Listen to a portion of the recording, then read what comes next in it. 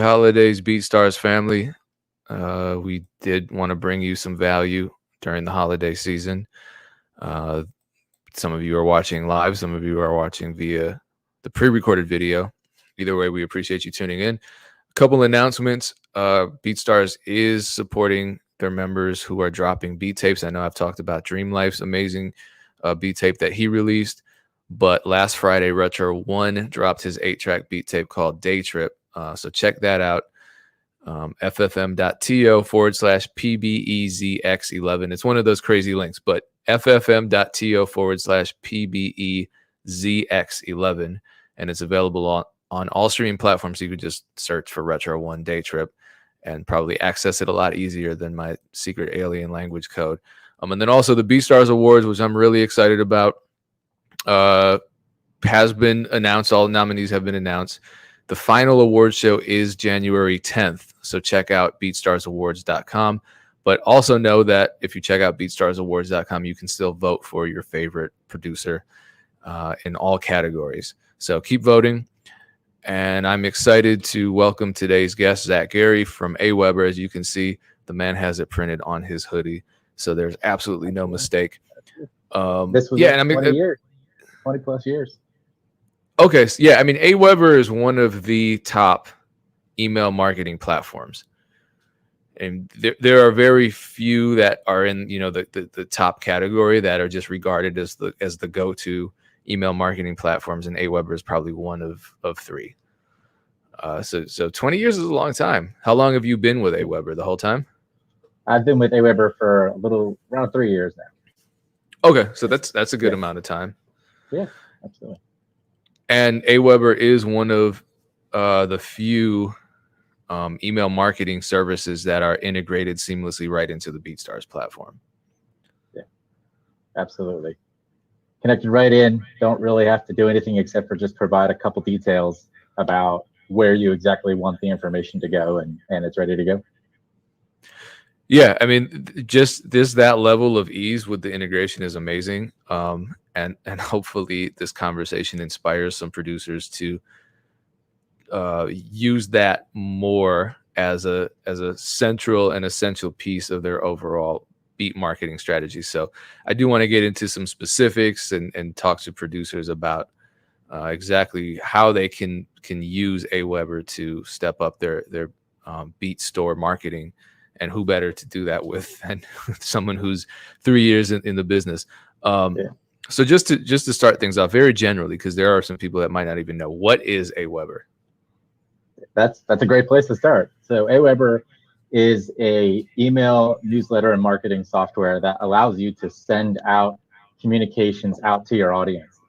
And you can send them out in whatever frequency, or you can send it out based on actions they do, or you really make that decision. But essentially it allows you to automate that process, because emailing a handful of people on your own, Gmail, Yahoo, Hotmail, Outlook, whatever, is possible. But as soon as you get more than a handful of people in, we have other things to do with our day. So this allows you to be able to send emails to them, and we focus on the ability to make sure not only that we can send emails, but we also make sure that they get delivered to the inbox and not to the spam folder, and not automatically get deleted by people. So that's also part of what we do for you automatically, is that not only do we help just automating the process of sending the email, but we actually make sure it gets to the inbox, because plenty of providers can come out in the industry and say, hey, we're a new email platform. And then when you start using them, you realize, oh, only 20% of my emails are actually getting to the inbox.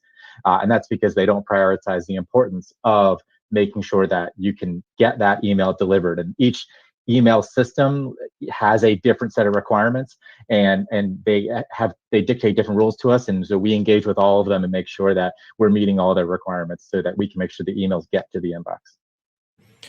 That's a really important point, because I think a lot of people are sending out emails and that's the end of their process, but they're not necessarily checking to see if their emails are getting bounced. And there were all these, I recently learned about some of these terms in the email marketing industry, like hard bounce versus soft bounce and all that. So I do want to get into that, because that's really important stuff. And you know, we have so many options right now with regards to selling a product, and so especially if we're sending out emails that might sometimes contain links to our beat store or a drum kit or something that we're trying to sell. So those are the kinds of emails that often do unfortunately get marked as spam or sent to the wrong folder within somebody's Gmail or whatever. So this is really important for producers who are using the service. But with all the options that we have, why should producers choose email marketing as a central part of their marketing strategy? That's a great question. That's exactly what I was going to mention, which is you might ask the question of like, well, why use email? I mean, come on, Facebook's out there and Instagram and you pick the social platform. They have some type of an ad strategy on it, and you could definitely use those. And we encourage customers to use those. But what we tell everybody is, in those situations, you don't own the data or the information about the customer. What you're doing is you're saying to that platform, I'll pick Facebook, for instance, you're saying, hey, advertise to all these people. Or even when you're in a Facebook community, you're saying, let me post all this information. But as soon as Facebook changes their algorithm, as soon as Facebook decides that your group is no longer meets their guidelines or anything, they own all of it and they shut you down. And we've talked to so many people where an algorithm got changed or a filtering got changed, and all of a sudden a person's audience just completely dried up because you're dependent on them. With Aweber, you're not dependent on us for your audience. You own your audience. We're just storing your emails for you and helping you to send them out, but ultimately they're yours. So, when you come in, if you have existing email addresses, you can bring them in and automatically add them to the system. If, let's say, you were coming from another competitor or you were just getting your list started and you had a couple email addresses to get started, all of that can be brought into our system. And then all we're going to do is make sure that we can get the emails to the inbox. So as far as essentially owning your audience in email world, you own your audience. And so you own that direct communication. So no one's filtering the information that you're sending. We're not sitting there filtering your content. We're just shipping your content to the inbox. Versus, you're not going to run into a social media issue where they brand your information as harmful or adult or not true or whatever. You're not having to deal with those. And like I said, those are still great platforms to communicate on. But the great part about the Aweber world is, if all of a sudden you had something happen in Facebook and you got shut down and you had a new beat was just going to go live and you were just going to start selling it, now all of a sudden you can't promote it. Well, everybody who's signed up and who's a part of your email list, you could just straight email them because there is no middleman. It's just we're sending the email right out to the people for you, and you can put whatever content you want in there. So it's a direct communication to your audience. Also, we just recently released web push notification. So I'm not sure if everybody knows what that is, but essentially what that is it's, think of on your phone how you get notifications coming in. It's that version for your browser. And it's a really great thing that is becoming more and more used. And you see it on these screens when you go to websites now, and this little, usually something slides down and says, hey, do you want to sign up for notifications? And we've introduced that same concept as well, that you can add to your website. And that's just another great feature, because some of it is, hey, I want to schedule this email to go out to send something out about a beat that I know that's dropping tomorrow. Some of it also might be, something is happening right now. I'm going to do a flash sale. And so I need to email them, or I need to communicate with these people right this second. And so sometimes a web push notification might be a better way to do that, because you could just quickly send that out and it'll come up and it'll pop up on everybody's computer, letting them know that this beat or this sale just happened. So that's another great way of doing it. So that's the really nice part about email, about the web push solutions, is that you own the audience and you own the direct communication with the audience. So you don't have to worry about there being any kind of middleman. Like I said, all we're trying to do is make sure we get the information to the right place. We're not sitting here content moderating anything or dealing with any of that. Another really important point, data ownership, customer data ownership specifically. Just understanding that concept changed my life, because I was one of those people who had a really nice Facebook following when, I could post something and reach 50% of my audience. So if I had 30,000 likes on my Facebook page, I could reach 15,000 people. And then with the additional, organic spread, maybe I would reach 100,000 people on certain posts. And then Facebook changed their algorithm, and no longer could I reach even 5% of my audience. And because they were all just Facebook users, I didn't have their emails, I didn't have their phone numbers, I didn't even necessarily have their names. I can't just click export data in Facebook and get access to that information. Yeah, and think about this for everybody, for anybody who uses Facebook. You go on Facebook and you're looking at your feed and you're seeing things from friends and relatives and again, businesses that you like. Well, who's deciding what shows up on that list? Have you ever had a friend say, hey, did you see that post I dropped? I just put up, and they're like, no, I didn't see it. Well, that's because Facebook's determining what it wants to show you at any one time. And so, like you said, as soon as they make a small change to the algorithm, all of a sudden your business stops showing up on lots and lots of people's page. I'm sorry, on their scrolling form. And so ultimately, all of a sudden you're like, well, what happened to all this content? What happened to all these people that were going to my site and seeing all of my content on my business or my page within my fan page within Facebook? And that's also why we have an integration that works directly with Facebook that puts a sign-up form on your page in Facebook that allows people to sign up with their email address. And then you can point people to say, hey, thanks for liking my page, thanks for following, go here and make sure you also sign up so that you don't lose those people. So if Facebook does do something, again, or Instagram, any of these others do something, that you're not losing those individuals. So you're still getting in that contact mode with them, because if you're not doing that, you don't own the audience. And like I said, at the end of the day, if you join Aweber and for some reason you need to pause for a little while or you need to stop, that data is yours. You can export it. It's yours. We're not we're just storing it for you. So that's very different than social networks. Social networks want to own the data and want to own you. So at the end of the day, we love them. We love all the social networks. But at the end of the day, that's a bit of a difference between us and them. And I think BeatStars is exceptional because they have the same philosophy. I can go into BeatStars right now and export all of my customer data, whether it's people who bought a beat or downloaded a free promotional beat. I can get direct access to those people. I can import that into Aweber. I can import that into Facebook Business Manager. I can really go in any, and this is, maybe a little more advanced than a lot of producers are ready for, creating custom audiences and all that. But when you get to the point where you're going on these platforms to advertise and do paid ads, all of a sudden you're going to really start appreciating that Aweber and that BeatStars gives you access to those customer data as easily importable and exportable CSV files. So that's something I tell this to a lot of producers that I consult with who are just starting out and trying to build their business. I just say, keep this in mind. I'm not saying you need to do this tomorrow,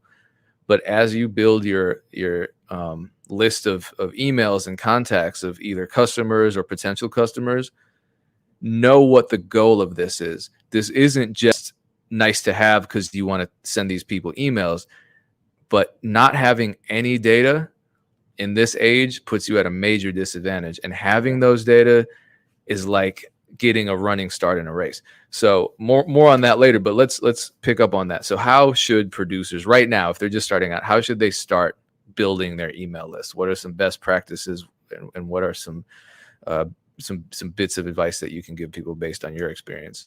Yeah, definitely. So, I mean, one of the things you want to think about is how you want to grow your audience and then how you want to communicate to that audience as it grows. So growing your audience can be anything from, using that BeatStars integration that's going to add those people over as they purchase. It could also be, if you have a website, just adding a sign-up form on your website, which you can grab any one of our sign-up forms. We have a lot of integration partners who also have sign-up forms. And basically all that's going to do is just give you a place to say, hey, give me your email address and I'll send you weekly or monthly or whatever types of communication you want to send them. And then the last part of that is potentially you might want to do, if you're going to do like a one-off landing page where you're going to create something that's going to drive interest for a specific event or a specific sale or something, you could also ask for the contact information there. As I mentioned on Facebook, you could ask for the contact information. And really the goal is to, every time you have eyeballs on your content, is giving people a way to find more. Because sometimes you're going to see somebody and they're not going to be interested that time, and not the next time, and not the next time. But the fourth time, they're going to be like, I keep seeing this. This is really awesome. I really want to dig into this, and I want to add myself to it. And so they're going to be looking on the page. They're going to be looking around for, how do I add myself to this content? And so it's just making sure that your ability to let people sign up for your emails is readily available in every type of system you have. And even if it's like in the case of Instagram doesn't give you a lot of ways to add your own content. But one thing you can do is you can provide one overall link to your profile. And so we actually offer the ability to do link trees in our landing pages. So you can have a link there and it gives you a link tree. And if anybody doesn't know what a link tree is, it's kind of exactly what it sounds like. It's just a series of buttons that you can put on a single web page that links them, your customers or your viewers, out to all the content you have. So one takes them over to Facebook, one takes them over to your Twitter account, one takes them over to BeatStars, and all the different things that you have. And so on that page, you can also put a sign-up form. So it's just giving people more and more ways to reach out to you. And so that's the first part, is trying to encourage getting more of an audience. And then you need to think about how you want to curate that audience and really what you're looking to do with it. Sometimes you're looking to just build an audience of people who are interested in what you're doing. Sometimes you're actually looking to sell to them specifically. And that's really going to change exactly what you do. But the really important part is, even in recognizing if you are going to sell, is that you want to make sure that you're providing value to your readers beyond just your selling.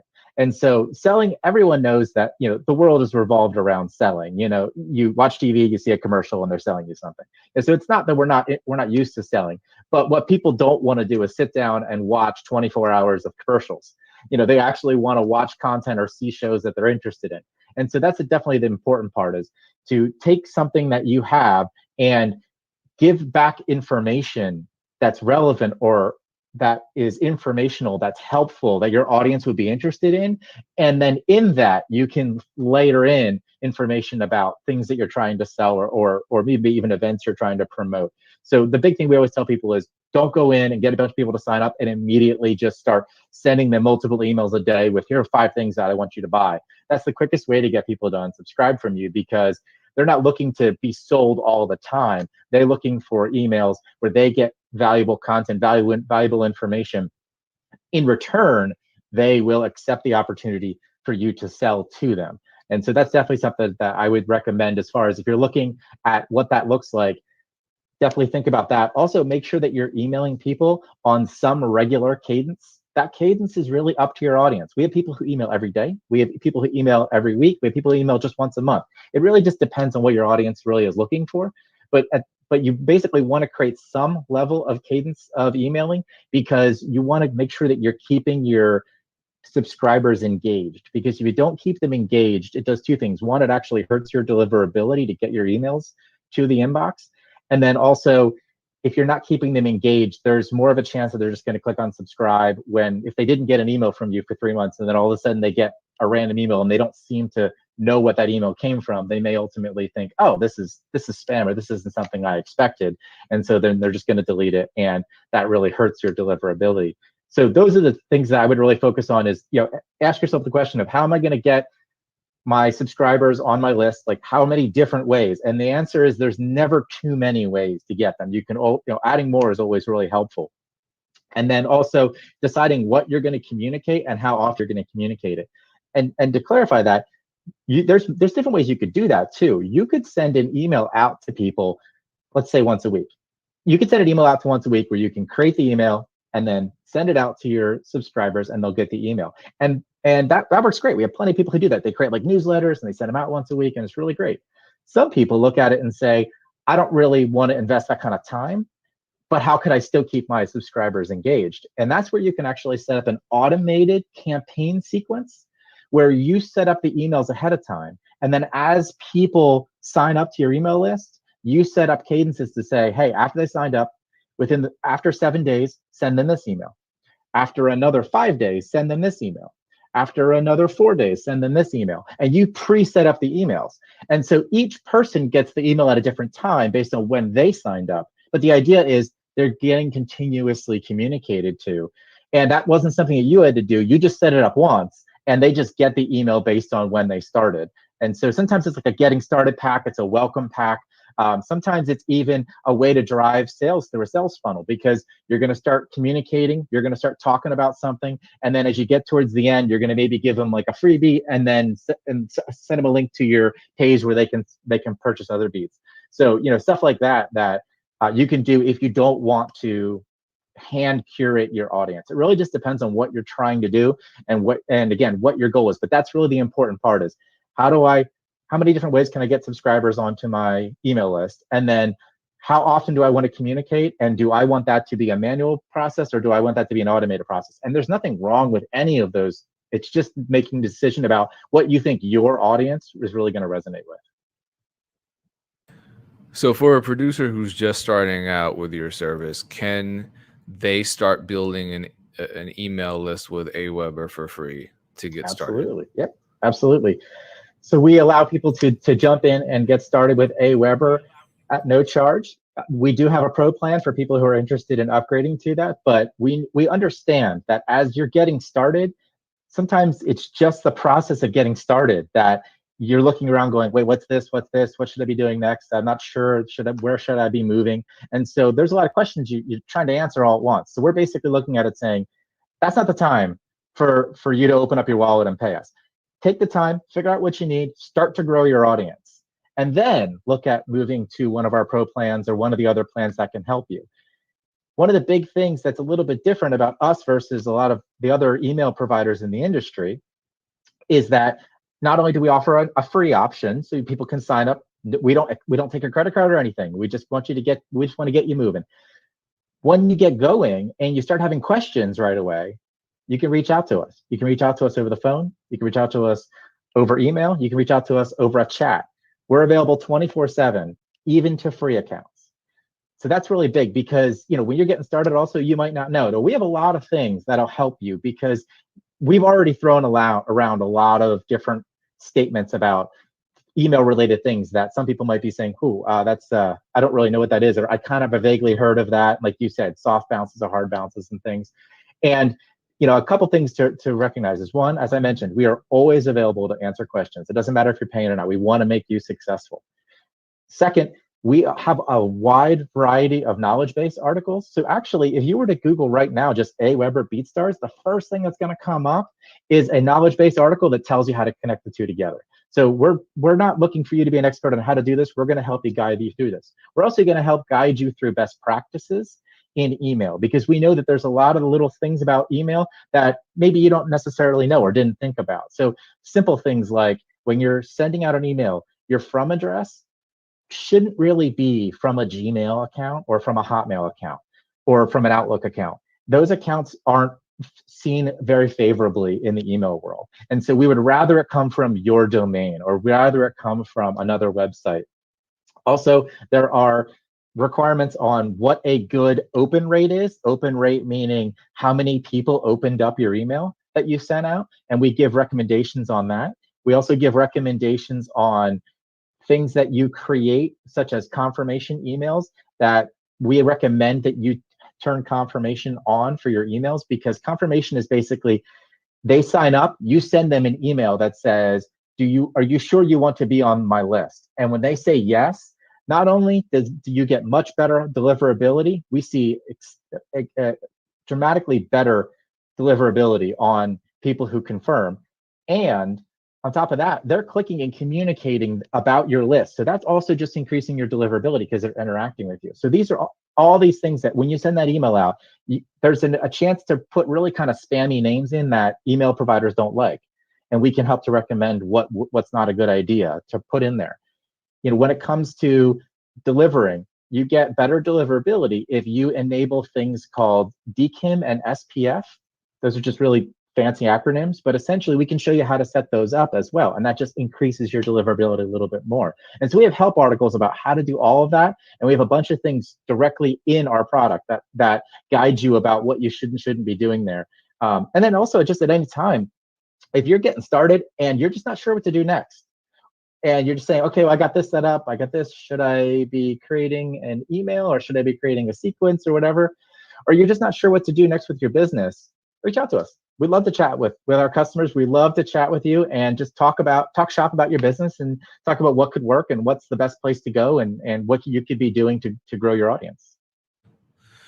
Well, dang, Zach, you just said a whole lot. I do want to talk about a lot of the concepts that you just covered, Sure. such as open rates and so forth. But one thing that really I feel is a game changer that BeatStars started doing was automatically tagging customer contacts based on the action that that customer performed on your Beat Store.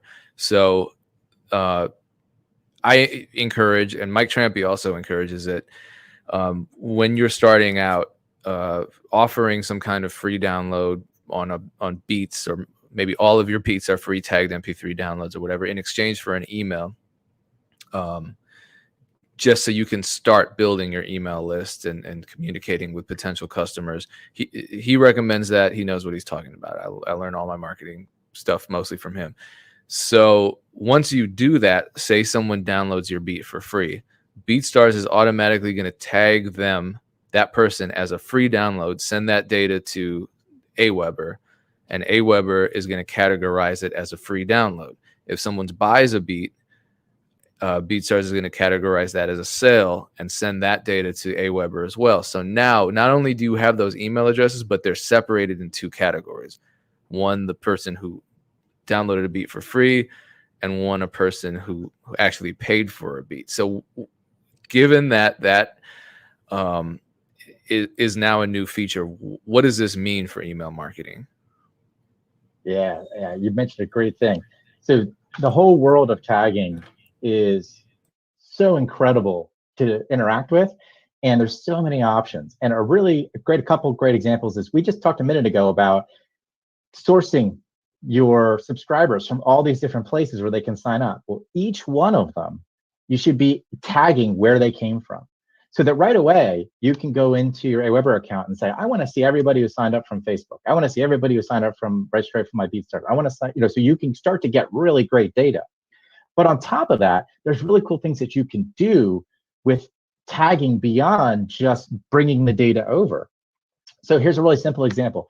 Somebody signs up, and your first welcome email, so the first email they get has, hey, welcome, thank you so much for signing up. What type of beats are you interested in? And it's going to say, are you interested in hip hop, pop, R&B? Let's say you have beats across all these different areas. All these different buttons. You can have them click on which button they like. That can tag the subscriber with that piece of content. So, hey, they like hip hop. And now all of a sudden, now you're going to send them through another automated series campaigns that just advertises and talks about hip hop beats. So now the one of the keys in email marketing is segmentation. The further and further and further you can segment your data, the more valuable the content is going to be to that small cohort, that small group of email addresses, because those people know that they want that content. So, you can absolutely just create a welcome series and then say, hey, here's all these different beats, and they might be all over the place.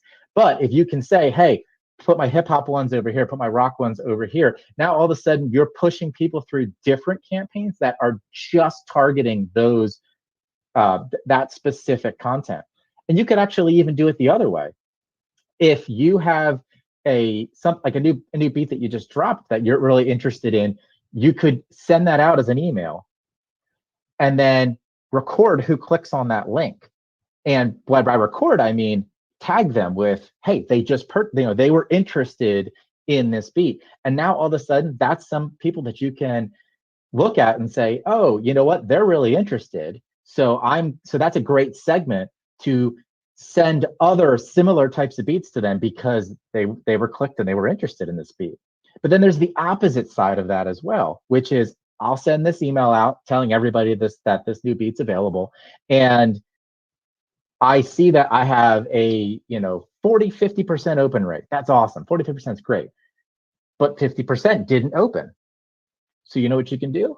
you can create a segment of people who didn't open that email and change the email up a little bit, maybe put a different subject line, see if you can find something else that's going to connect with them better. And you can send out back to those people to see if you can get those individuals to open up. Maybe there's just a better way to communicate that information and get those individuals. So, but again, that's a segment as well. So in email, it's all about segmenting down your data, and segmenting with tags is a great way of doing that, because not only can you segment on tags that come into Aweber, but also within Aweber, within any campaign or within any broadcast email that you send out, like a one-time email, you can say when these links are clicked, or when they get to the end of this campaign, apply or remove these tags from what they're doing. And so you can continue to move them around, so you can continue to get more and more heuristics, more and more data about the person, so that you can ultimately say, okay, well, now this person is so segmented down that I know when I send them this email, I'm going to get 50+% open rates, because these guys, I know that these are, guys in their, 20s to 40s, and they have, they're interested in hip hop. And here's, now I know exactly what I'm sending to them. I'm sending them newer stuff or whatever. You can actually really work that down by asking customers questions in your emails, and then simply just by recording what they're clicking on.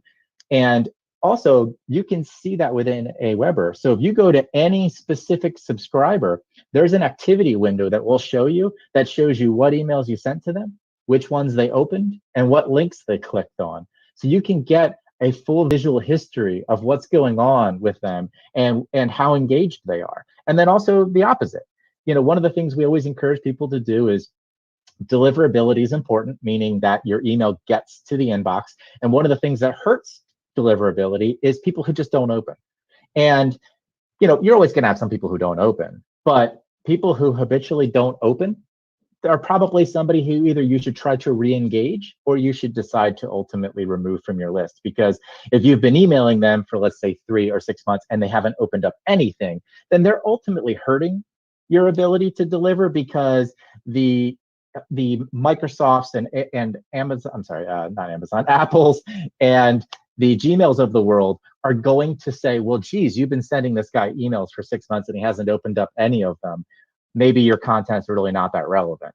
And so they're going to start to look poorly on it over time. So that's what we encourage people to say. If you're not getting engagement, it's actually better to have a smaller audience that's really engaged than a bigger audience that isn't engaged, because the bigger audience that's not engaged is actually going to hurt your ability to deliver more frequently, because every time you're sending an email out and people aren't opening it, as I mentioned, the Gmails of the world are sitting there going, that's interesting. They're not opening anything, Oh, wow. That I didn't know. I wasn't aware that these email services are watching the emails that you send out. And so it's kind of like, in a way, it's like a social media algorithm, right? Like on Instagram, for example, if I post something 5 times in a row and I don't get any likes or any comments, Instagram's eventually just going to mark my content as trash and stop showing it to people. So these email services, Hotmail, Outlook, Gmail, are doing the same thing to emails. Yeah, because ultimately they have to make a decision about what they believe to be spam and what they believe to not be spam. And, essentially, spam is something that you didn't ask for. And so at the end of the day, sometimes you're going to tell them, because sometimes you're just going to go up in the, wherever that button is in your email provider and say, this is spam. And sometimes you're not. Sometimes you're just going to say, whatever, delete, because it's just quicker to hit delete than spam. And so they're making a determination. And also, if you think about, if somebody is going to send out an email to, let's say, 1 million people on the internet, and it's clearly spam, they're not going to send that email to 1 million people and then put it into their spam folder. Like you said, they have essentially algorithms that start to see what's going on, and then they'll actually cut off that email and cut off and not have it all delivered, because they're ultimately trying to protect their systems, because nobody wants to go to a system that's not relevant. If everybody remembers way back when search engines first started, people moved away from search engines where every time you searched, you were like, well, there's none of this is relevant to what I'm looking for, And so same kind of thing. Nobody wants to be that email provider that you're getting tons and tons of emails that are not relevant and or are spam, that it takes the system too long to find them and mark them as spam. So that's why I mentioned there's, when you're sending an email one-on-one, if I'm sending an email to you, I go into my email, I send it to you, within a couple seconds, you get the email. That kind of email is one-to-one, and pretty much email providers just send those, and there's no real algorithmic system in place because it's just one-to-one. But anytime you're doing mass mailing and you're trying to be a mass mail provider, there's a number of rules, including the CAN-SPAM Act in the United States that we have to follow. And then there's other regulations, such as the ones that are in the GDPR rules that are in Europe, that we have to follow as well. And on top of all of that, we have to follow the rules that the different email providers put in place because they want to make sure they're protecting their systems. And so we handle all of that. We have a whole team at Aweber that just handles the making sure that your emails get delivered. Okay, so let's talk about that. Yeah. I want to jump back into open rates, but first, what are some ways to avoid getting your emails flagged as spam? What are some obvious things that you can avoid right away? Some keywords that you can avoid, some subject lines that you can avoid? Yeah, so there's definitely some things that you can do right away. As far as now there are things that we'll do for you as well to help to make sure that you're not creating damaging things that you do. There's a number of strategies that people do in the industry to try to help email new accounts get up to speed. But so what I would say is don't worry about those. We'll make sure we tackle all those for you. But as far as where you can help in that conversation is essentially in a couple things. One, making sure that the people that you're sending an email to actually did sign up for your system. So never purchase leads. That's actually very detrimental to your ability to email because those people didn't sign up for your email system. They or sort of for your content, and so you can email them and some will open, but the problem is you'll get flagged very quickly as sending out spam because everyone will start marking it as spam because ultimately they didn't want it in the first place. And so definitely do not actually do that. As far as actually sending out, as I mentioned earlier, making sure that you're sending out with some amount of frequency helps your deliverability to make sure that you're going out. When you're sending things out to your customers, as I mentioned, not just directly selling, actually communicating with them is going to help as well. The goal is a couple things. When you're sending an email to somebody, you want them to open it, and you don't want them to mark it as spam, and you don't want them to delete it right away. Because all of the email providers not only look to see if you marked it as spam, but they look to see if you read the whole email. They look to see how long you're scrolling and how long you're spending on an email because they're interested. Wait a minute, I didn't know they could do that. Really? Yeah. So they're ultimately looking to see how long you're spending on emails. So they're interested in what are you doing, and because again that's going to help them determine if it's spam or not. Because again, you're not always going to tell them it's spam. So really, it's creating content that they want to see. It's creating content that's going to. So a really simple example is like, we don't recommend people use all caps in their subject line. Sometimes people like to do that because, it stands out and it's bold. And yes, it does stand out. And a lot of people look at it and delete it because it stands out so much. And so there are things like that. There are also a number of just spammy words that we recommend people try to stay away from. Just because of now, it's not a hard and fast rule to say never use them, but there's definitely a number of rules that as far as words that you really want to stay away from because they're hot button words that are just harder to get through. It's not that they're impossible to get through. But that's definitely, as far as the content goes, is just making sure that you're communicating with some frequency. Again, that could be automated or manual.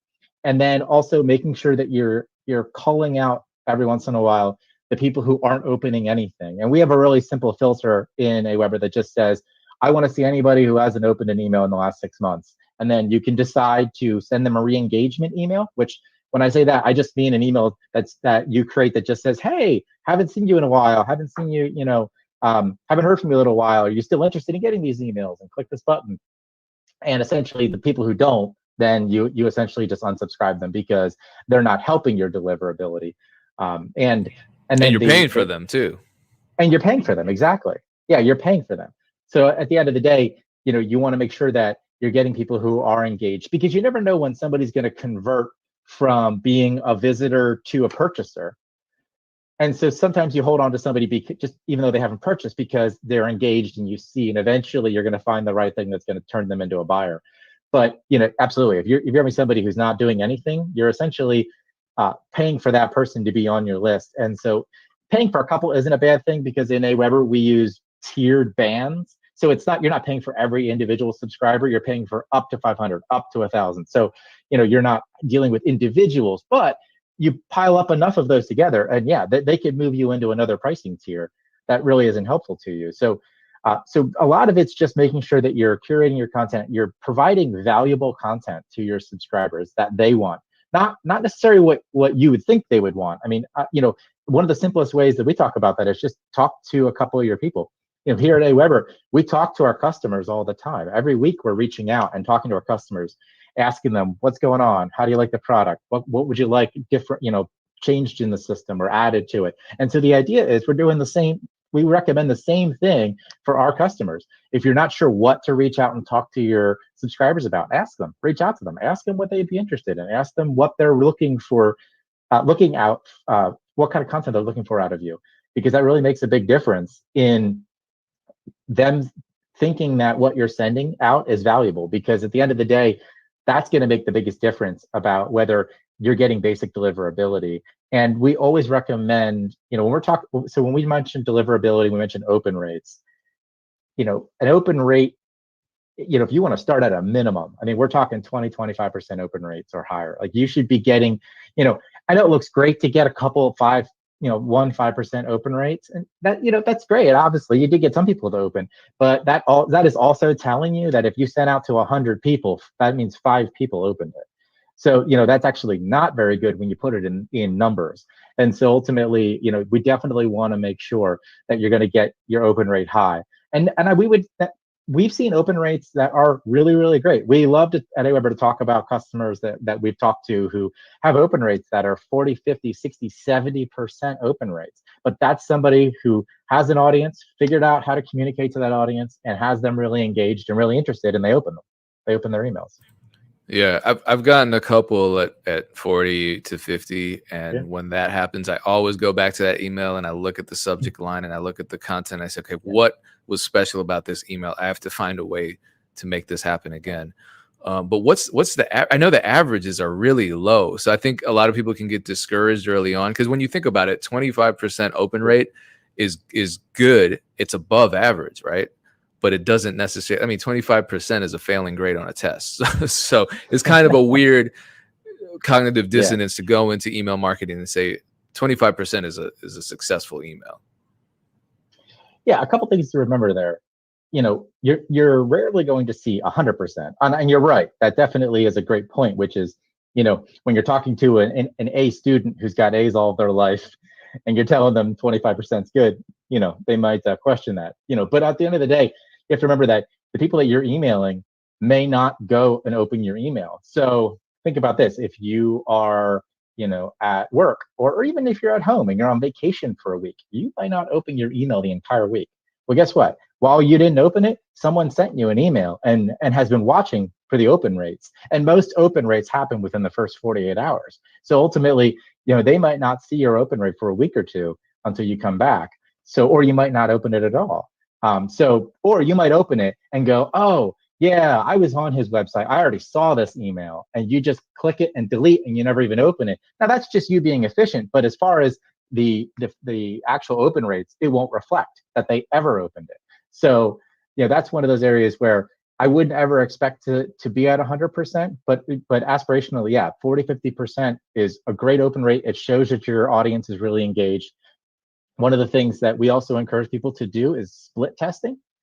And split testing allows you to, we have two different types of split testing. You can split test your sign-up forms, and that means that your sign-up form that shows up on your website can have multiple messages that show up, and each time somebody loads the page, they'll get a slightly different message. You can specify as many different forms that you want to show up. And so you can test different things. You can test like messages that say like, sign up now and get great information about my beats. Or you could say, you know, sign up now and get your first beat free from me or whatever. And you could see which one of those two messages work better. And we also have sign up forms, split tests on emails that you send out as well. So you can take an email, and so like you were just saying about, you sent an email and you're like, well, what was really good about that? Was it the subject line? You can take an email and say, well, you know what? You know, which subject line works better? And you can take the email and send it out separately with two different subject lines. And you can say, I want this to go to 50-50, you know, of my audience. And you can pay attention to the open rates individually to see which one gets a better open rate. Or you can say, you know what, I'm not sure if people like that there are images in my emails or not images, or that there's flashier colors or less flashier colors. You know, and you could try each one of those things, and you can see and start to get a sense of, okay, so my customers like images that are flashy, and they like it when I, you know, refer to the town that they're in or something. You know, which is also possible inside of Aweber as well, which is you can put what we call personalization into your emails, which is essentially a series of fields that you can provide, that we'll provide to you, that allow you to personalize the email to speak more to the person. So you're not having to say, hi, person. You can actually say, hi, Joe, hi, Dave, you know, hi, Marie. You can actually put in the name. As long as you capture their name while you're getting them to sign up, you can actually put their name in it. And if you're actually capturing other information, like where they signed up and such, you can actually put that information in there as well. We support the idea of custom fields, and you could put custom fields in your sign-up forms. So as I mentioned previously about questions that you would want to ask, you can ask questions right when they sign up, and you can add that information into your emails as well. You could say something along the lines of, you know, because you said you're interested in hip hop, you know, here are some great things. And so you can put that personalization in the email as well. And so sometimes people like to test, did the personalization work better or not? Or should we, you know, is it better that I put the link in there, or did I put the straight link in there, or should I put something else in there? So those are all great things that you can test with your audience. And you don't have to do it as a 50-50. If you feel like you have a pretty good open rate, like a 40 or 50% open rate, and you're like, well, I don't want to rock that boat, you can send out this test to only 10% of your audience and say, let me just keep trying, because, you know, 50 is great, but 60 is better. So if I can find another little tweak to make it 60%, but you don't want to risk, you know, the existing 50% you're getting, then you can do it to a very small percentage of your audience as well, which is another great way of doing it. And the great part about all of this is everything I'm saying, you don't have to do any of this. Going all the way back to where we started, if you just want to get some signups and then send an email every once in a while, that works too. But we're there to help you as you journey through the process further and further, as you want to get more and more involved, more, and be able to segment more and more, and really dig into and find ways to get people to engage more with your content, or just be able to enable you to make more sales. Those types of things are possible when you do more and more segmentation, but sometimes you don't need that. Sometimes you just need to capture your audience and just talk to them. And a lot of times that's where we encourage everybody just to get started. I was given some advice. So when I first started doing email marketing, you know, there are a lot of templates available, whichever service you use, and you want to.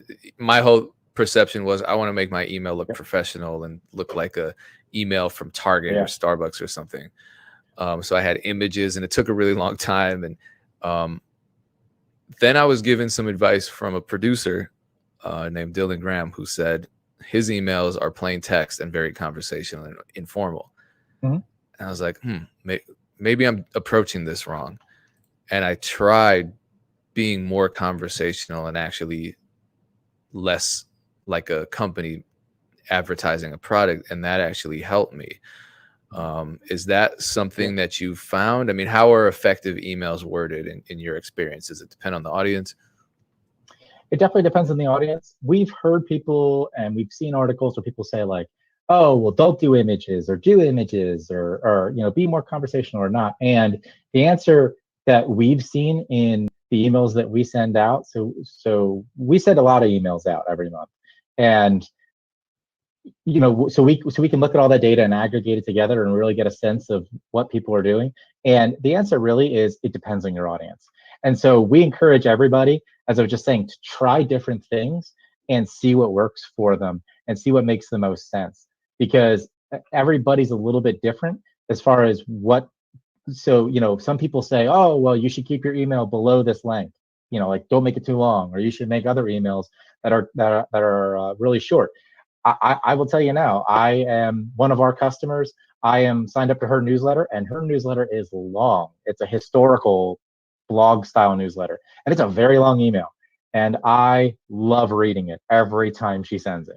And because it's ultimately, she's found the right audience. I was interested in the history things she's talking about.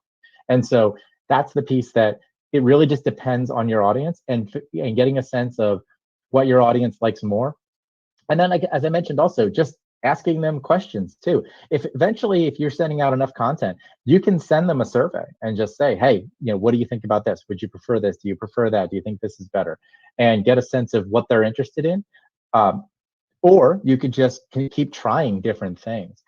The creating a template thing that you mentioned earlier is definitely a big thorny area that we've heard from a number of people. And that's actually why we created a tool called Aweber Smart Designer. So for anybody who's looking for that, you could just Google that, just Aweber Smart Designer. And it actually lets you put in your website. So you can put in your website, you can put in your Facebook page, your Instagram page, whatever you want, your YouTube page. And we will actually design a template for you automatically. Now, I don't mean the system, we will hand do it. No, we built an AI system that will look at all of the images and content that you have and design a system, a template that you can send your email out to have it look professional. Now, we have lots of great professional looking templates. You can use any of those if you want to.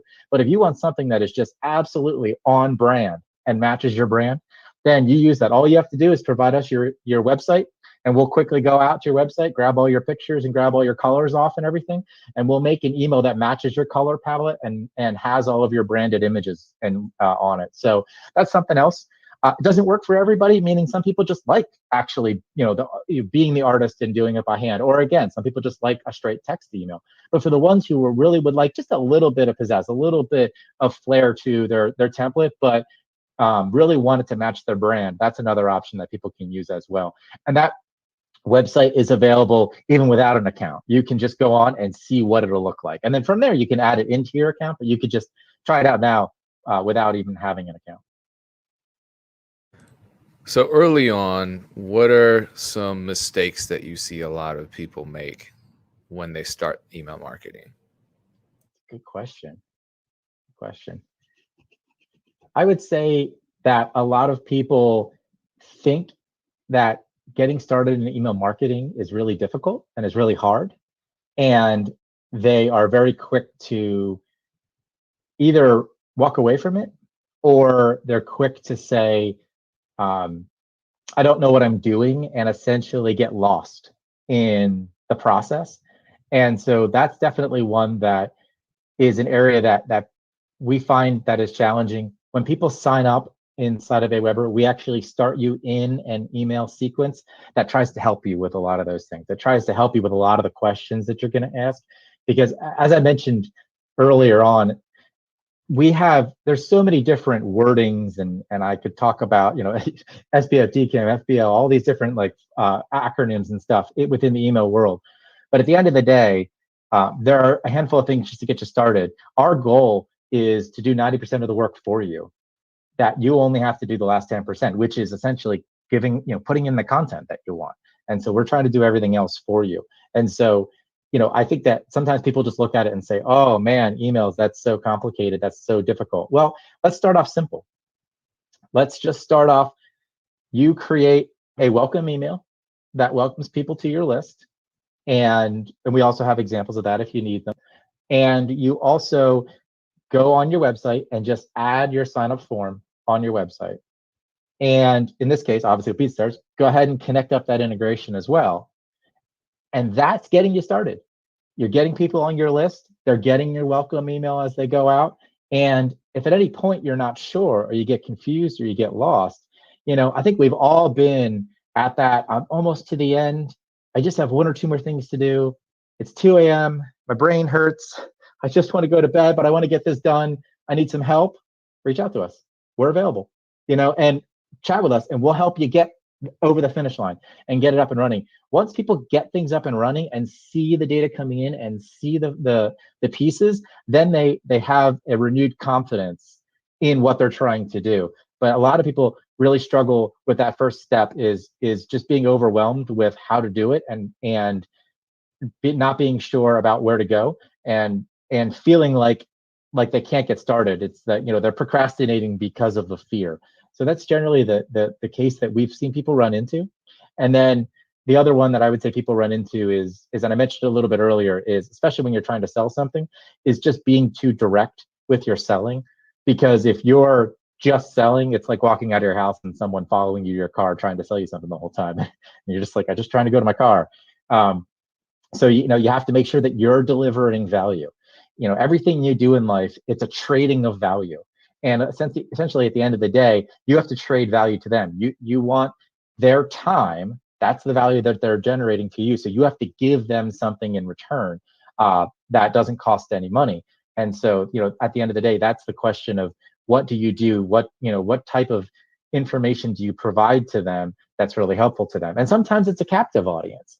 If you're following a band, you don't really need to provide them a lot of value. You want their content, you want their value. But if you have somebody who you're trying to sell them something, then you actually have to provide them some type of value that they don't have to pay for, that helps them understand the value that you give to them, so that when it comes time for you to offer something to them, that they are much more interested in the conversation because you've built a relationship with them, versus, like I said, if the first time you get something, you immediately get like one of those spam calls on the phone or something, right away you're like, oh geez, great, I didn't want that. So that'll get you unsubscribed really quickly, and that will get you marked as spam really quickly, which will, a good thing to note here is, just because you've been marked as spam does not mean it's the end of the world. So if you did send something out and you got hit up with a bunch of complaints and a bunch of spam, obviously that's not good. And if you need help, we'll help you with the remediation of just trying to step forward on that. But that does not mean, well, that's it, I can't talk to people anymore. Like, no email provider is going to let me do that. No, they'll let you do it. It's just that they're going to want to see good content coming out of you. They're going to want to see good emails coming out of you. So that's important too, to just remember, is that, it's not something that you need to be concerned about. Honestly, if you're sending content out to people who want your content, don't be afraid to send content out. Your audiences will connect all the time. We talk to thousands and thousands of customers that have really great connected audiences. And so it's never a question of, is your audience connected and is your audience interested? It's more about never kind of bait and switching them, as far as, sending them emails about one thing and then sending them an email that's completely unrelated, because then that's where they're going to ultimately just mark you as spam. So I would say that the general gotcha that sometimes people don't realize when they get started is that we try to do everything we possibly can as far as making sure things get delivered, but there is a little bit of a partnership there, as far as we can make sure we follow all the rules, we can make sure we do everything we can make sure we recommend to you all the best practices.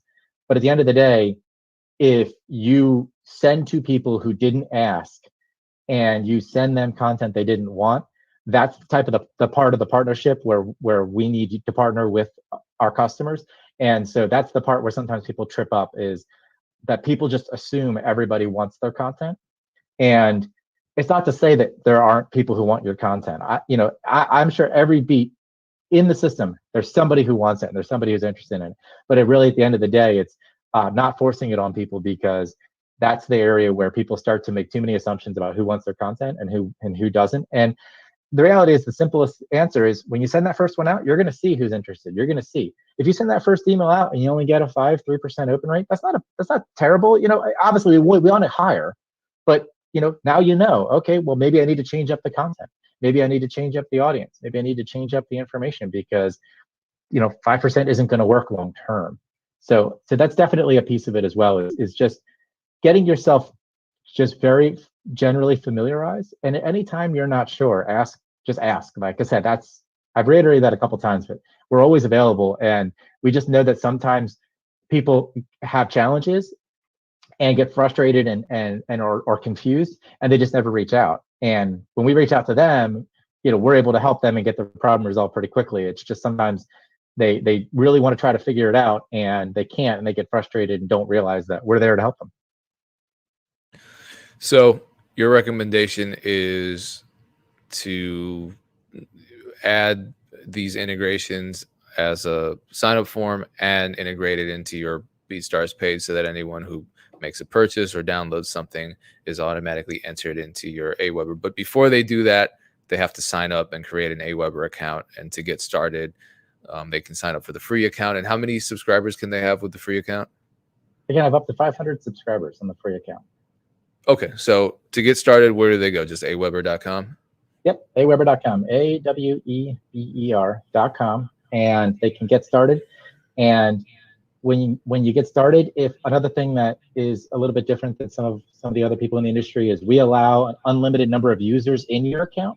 So if you need help from a friend and you want to get them have access, you don't have to send them your credentials or anything. You could just send them an invite to your account and give them access to it, and then maybe they can help you write some content, or they can help you out with another piece of any part of it. So that's also available to them as well. But as you mentioned, you can feel free to sign up.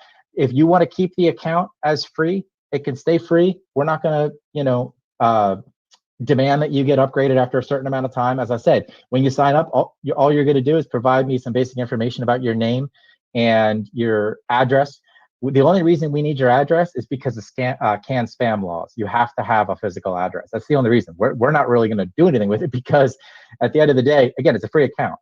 We're just trying to get you started. And then once you get moving, once you get successful, once you want some of those really awesome kind of deeper features, then absolutely, let's upgrade to a pro account and let's help you out there. But for now, we just want to help you get started. Well, thank you, Zach. You dropped a lot of great information about just marketing in general, but especially for how producers can get started marketing their brands and hopefully converting some of these subscribers into beat buyers. So thank you so much. Shout out to everyone that tuned in. Happy holidays, everybody. BeatStarsAwards.com, the first annual BeatStars Award show. It's open for voting until the night of the 25th. And then the live awards ceremony is on January 10th. So BeatStarsAwards.com. Even if you've missed the voting deadline, that's where to go to get information on the actual award ceremony. So Zach, once again, thank you so much. Yeah, thanks everybody.